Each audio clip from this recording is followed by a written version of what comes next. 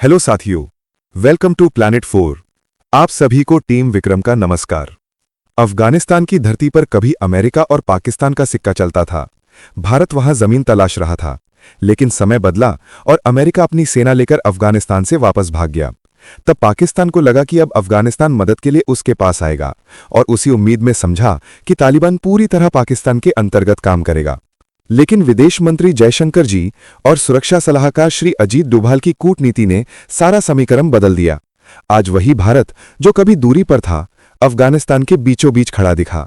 जब वहां भयंकर भूकंप आया और हजारों अफगानी परिवार तबाह हुए, भारत ने बिना देरी राहत सामग्री ट्रकों से भर भर कर भेजी और इंसानियत का परचम लहराया, जिसके जवाब में अफगानी लोग भारत को धन्यवाद कह उठे। भारत ने गेहूं, दाल, टेंट, चिकित्सा उपकरण और दवा पानी समय पर भेजकर पूरे मुस्लिम जगत को चौंकाया, और उस मदद ने तालिबान सरकार को अंतर्राष्ट्रीय अलगाव झेलते हुए जीवन धारा दी। इसी बीच अमेरिका अफगानिस्तान को धमकी दे रहा है, एयरबेस वापस मांग रहा है, और ट्रंप सरकार बार बार तालिबान को दबाव में रखती दिखती है। पर ऐसे समय में भारत ने तालिबान तक मदद पहुंचाई।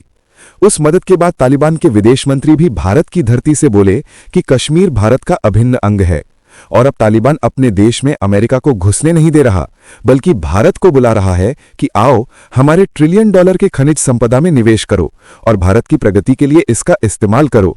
यह सारा नजारा देखकर चीन, पाकिस्तान और अमेरिका हैरान हैं कि जो अफगानिस्तान कभी भारत के खिलाफ था, अचानक अपना खजाना भारत को सौंप रहा है और बदले में मान्यता की उम्मीद कर रहा है।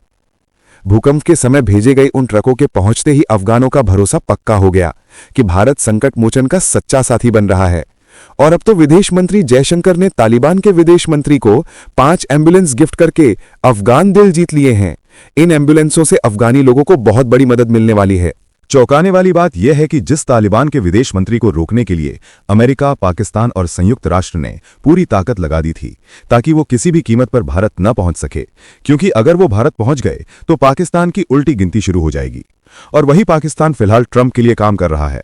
पर जयशंकर जी की कूटनीति के आगे अमेरिका, पाकिस्तान और संयुक्त राष्ट्र ने घुटने टेक दिए, और आखिरकार सभी को उन्हें अनुमति देनी पड़ी, जिसके बाद वो भारत की धरती पर पहुंचे और उधर पाकिस्तान तालिबान बॉर्डर पर तहलका मच गया। ऐसा कहा जाता है कि every action has equal and opposite reaction, और ठीक उसी तरह तालिबान और भारत का करीब आना पाकिस्तान के लिए बहुत बड़ा सिरदर्द बन गया, जिस कारण वो बौखलाकर हमला कर बैठा, और नतीजा ये हुआ कि उसके 50 से ज्यादा सैनिक मारे गए। पाकिस्तान को भारी नुकसान हुआ और कई सैनिकों को तालिबान ने बंदी बना लिया। पर इतना ही नहीं, तालिबान ने पाकिस्तान की संप्रभुता की ऐसी की तैसी करते हुए कुछ जमीनों पर कब्जा भी कर लिया। लेकिन पाकिस्तान झूठे दावों से भरा पूरा बयानबाजी कर रहा है। ऑपरेशन सिंदूर के दौरान भारतीय लड़ाकू विमान के मामले में कभी कहता है 5 गिराए, कभी 7, कभी 12, और अब तालिबान के मामले में भी बड़े बड़े दावे कर रहा है कि 200 तालिबानी लड़कों को मार गिराया, जबकि तालिबान का कहना है कि उसके तकरीबन 10 से 20 के आसपास लड़कों को नुकसान हुआ है। और सच ये है कि पाकिस्तान के 58 सैनिक मारे गए हैं। पूरे वर्ल्ड मीडिया में तालिबान की बात को सच्ची जगह मिलती दिख रही है। सबका कहना है कि तालिबान का दावा ज्यादा रियल लग रहा है, क्योंकि उस इलाके में तालिबान का दबदबा साफ नजर आता है, और वहां टीटीपी के कई लड़ाके और गुट खुलेआम छा चुके हैं। पहले भी सामान्य हालात में, इसलिए स्थानीय इलाकों में पाकिस्तान के सैनिक जाने से डरते हैं, और उसी वजह से तालिबान के दावे में दम है और सच्चाई साफ दिख रही है, जबकि पाकिस्तान के दावे पूरी तरह फेक सिद्ध होते जा रहे हैं। और आगे क्या होगा, ये रहस्य बना हुआ है। आप सबको याद होगा कि ऑपरेशन सिंदूर के दौरान जब भारत ने पाकिस्तान के अंदर जाकर तहलका मचाया था, तो पाकिस्तान घबराकर अमेरिका के सामने घुटने टेकने लगा और मदद की भीख मांगने पहुंचा। न्यूक्लियर ब्लैकमेलिंग करने लगा। फिर उसने सऊदी, कतर और अन्य मुल्कों के दरवाजे खटखटाए ताकि किसी तरह भारत के कहर से बच निकल सके। वही नजारा अब अफगानिस्तान पाकिस्तान बॉर्डर पर दोहराता दिख रहा है। जैसे ही तालिबान ने पाकिस्तान के सैनिकों को एक एक करके ठोकना शुरू किया, मौत का आंकड़ा बढ़ने लगा और हालात तेजी से बिगड़ते गए। पाकिस्तान घबराकर सऊदी के शरण में गया और कहा कि हमें बचाओ। सऊदी ने तालिबान से कहा कि हमारे बॉडीगार्ड को टारगेट मत करो। कतर और ईरान ने भी आग्रह किया कि रुक जाओ। तब तालिबान ने मुस्लिम भाईचारा दिखाते हुए फिलहाल कदम रोक दिए और पाकिस्तान को कड़ा संदेश दे दिया कि अभी तो शुरुआत है, अगली बार चीर फाड़ कर रख देंगे। तालिबान को जैसे ही भारत का खुला समर्थन मिला, वो खुशी से झूम उठा। उसके विदेश मंत्री को 7 दिन के भव्य वेलकम के साथ भारत में ठहराया गया, और यही सीन देखकर पाकिस्तान की सरकार, उसकी सेना और आम लोग सब स्तब्ध हैं। इन 7 दिनों में क्या क्या बदल जाएगा सोचकर ही रूह कांप उठती है। और ये 7 दिन सिर्फ डिनर के लिए नहीं गुजरे। तालिबानी विदेशी मंत्री द्वारा बार बार वो बयान दोहराया गया कि कश्मीर पूर्णतया भारत का हिस्सा है, जिसको सुनकर पाकिस्तान का विदेश मंत्रालय बौखला उठा और संयुक्त राष्ट्र का नाम लेकर धमकी देने लगा। पर तालिबान ने खुलकर कह दिया कि जम्मू कश्मीर भारत का अभिन्न भाग है, मतलब जो जमीन पाकिस्तान के कब्जे में है वो भी भारत की ही तरफ इशारा कर रही है। अब यही नजर आता है कि ऑपरेशन सिंदूर कभी खत्म नहीं होगा जब तक पाकिस्तान के टुकड़े ना हों।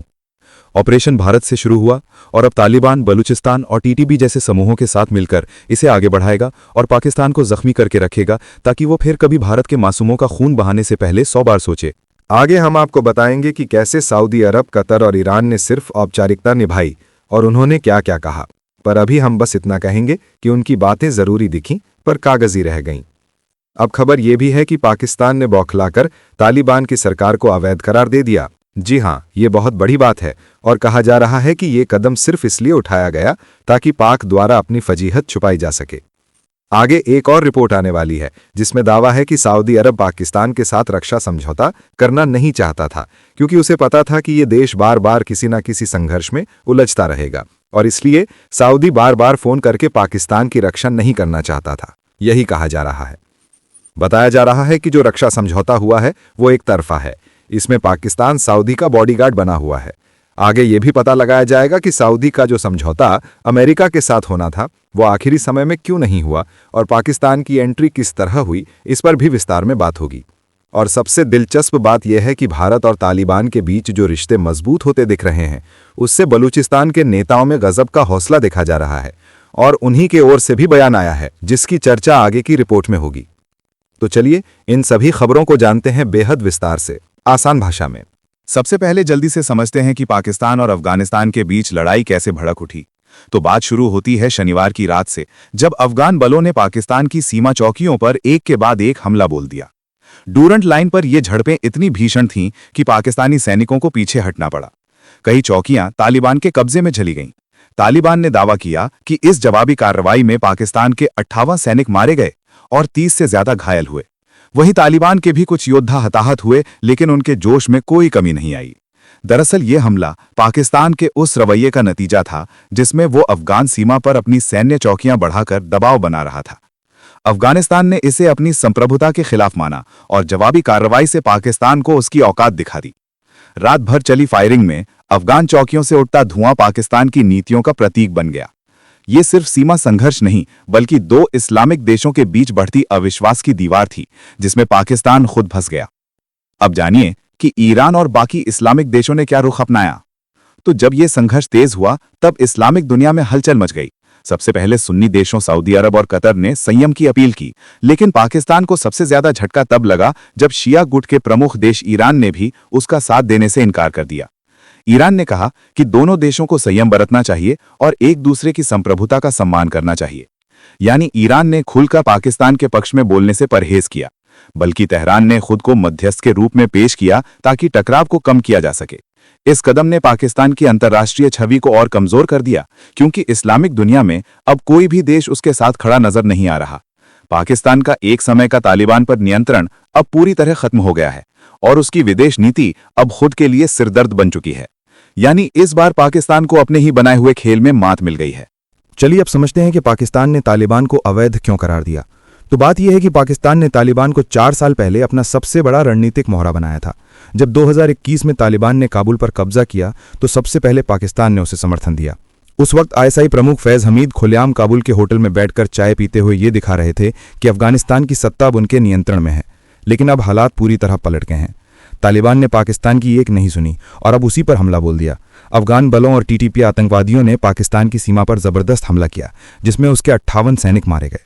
ये पाकिस्तान के लिए सबसे बड़ा झटका था, क्योंकि जिसे उसने इस्लामिक भाई समझा था वही अब उसकी तबाही का कारण बन गया है।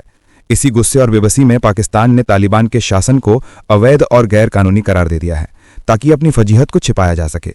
अब जानते हैं कि इस पूरे मामले के पीछे पाकिस्तान की रणनीतिक मजबूरी क्या है। तो सच्चाई यह है कि पाकिस्तान का ये यू टर्न कोई वैचारिक बदलाव नहीं बल्कि एक मजबूरी है। अफगान सीमा पर लगातार बढ़ते हमलों और टीटीपी की हिंसा ने पाकिस्तान की आंतरिक सुरक्षा को हिला दिया है। सेना का मनोबल टूट चुका है और चौकियों पर तालिबान का कब्जा बढ़ता जा रहा है। पाकिस्तान के नेताओं को डर है कि अगर ये हाल ऐसे ही चलता रहा तो पूरा पश्चिमी इलाका तालिबान के अधीन चला जाएगा। इसलिए उन्होंने दुनिया के सामने ये दिखाने की कोशिश की कि वे आतंकवाद के खिलाफ हैं और बेबसी में पाकिस्तान ने तालिबान के शासन को अवैध और गैरकानूनी करार दे दिया है।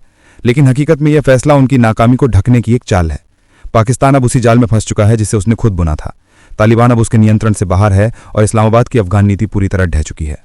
साथियों, आगे बढ़ने से पहले आप सभी को बता दूं कि अगर आप देश, दुनिया, डिफेंस और इकोनॉमी की 100 से ज्यादा खबरें एक साथ एक ही जगह पर एक ही समय में फटाफट रोज देखना चाहते हैं तो कृपया हमारे साथ जी चिल्स चैनल पर जुड़िए, जहां हम रोज शाम 9 बजे आपके लिए दुनिया की तमाम सारी खबरें एक साथ लेकर आते हैं।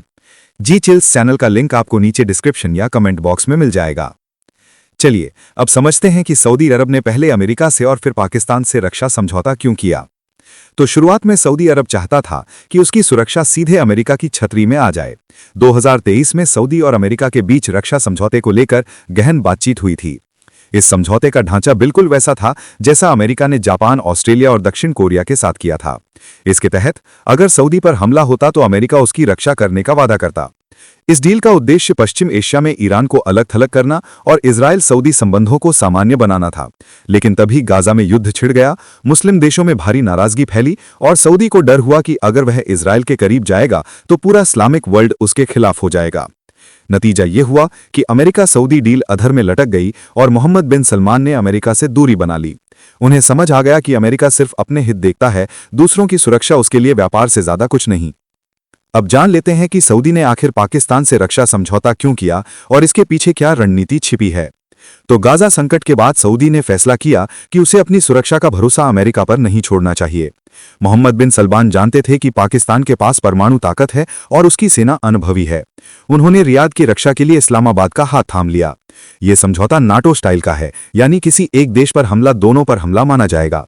सऊदी ने इसे अपने लिए एक तरह का परमाणु बीमा कवच बना लिया।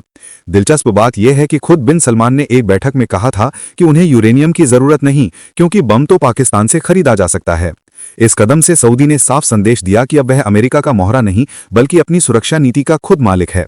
अब मध्य पूर्व में शक्ति संतुलन बदल रहा है, जहां पाकिस्तान नया सुरक्षा साझेदार बनकर उभर रहा है और अमेरिका धीरे धीरे बाहर होता जा रहा है। चलिए अब समझते हैं कि भारत और अफगानिस्तान की बढ़ती नजदीकी ने पाकिस्तान को क्यों हिला दिया। तो भारत ने हाल ही में अफगानिस्तान को 20 एम्बुलेंस और चिकित्सा उपकरणों का बड़ा तोहफा दिया है, जो केवल एक मदद नहीं बल्कि एक संदेश भी है। भारत ने तालिबान सरकार के विदेश मंत्री आमिर खान मुत्तकी को यह एम्बुलेंस सौंपकर यह दिखा दिया कि वो अफगानिस्तान के लोगों के साथ है, चाहे काबुल में कोई भी सत्ता में क्यों ना हो। यह मानवीय सहायता का कदम इसलिए अहम है क्योंकि पाकिस्तान हमेशा अफगान मामलों में अपने प्रभाव का दावा करता आया है, लेकिन अब अफगानिस्तान की जनता भारत को एक विश्वसनीय साथी के रूप में देख रही है। यही वजह है कि भारत का यह कदम पाकिस्तान के लिए गले की फांस बन गया है। यह सहायता अफगानिस्तान के पुनर्निर्माण और मानवीय विकास की दिशा में भारत की दीर्घकालिक नीति का हिस्सा है, जिससे अफगान जनता के बीच भारत की छवि और मजबूत हो गई है।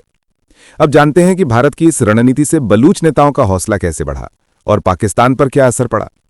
तो भारत और अफगानिस्तान की दोस्ती ने पाकिस्तान के भीतर बैठे बलूच विद्रोहियों को एक नया आत्मविश्वास दिया है। बलूचिस्तान के नेता मीर यार बलूच ने खुलकर भारत की तारीफ की और कहा कि भारत का यह कदम पाकिस्तान प्रायोजित आतंकवाद के खिलाफ सबसे बड़ा सबक है। उन्होंने भारत को क्षेत्रीय स्थिरता का प्रतीक बताया और साफ किया कि बलूचिस्तान अब पाकिस्तान की सेना को अपनी जमीन अफगानिस्तान के खिलाफ इस्तेमाल नहीं करने देगा। इससे यह संदेश गया कि पाकिस्तान अब अपनी सीमाओं के भीतर भी भरोसेमंद नहीं रहा। बलूचिस्तान की ओर से यह बयान भारत के लिए एक राजनयिक समर्थन के समान है। अफगानिस्तान और भारत के बीच जब मानवीय और रणनीतिक सहयोग बढ़ रहा है, उसी समय पाकिस्तान की अंतर्राष्ट्रीय छवि गिरती जा रही है।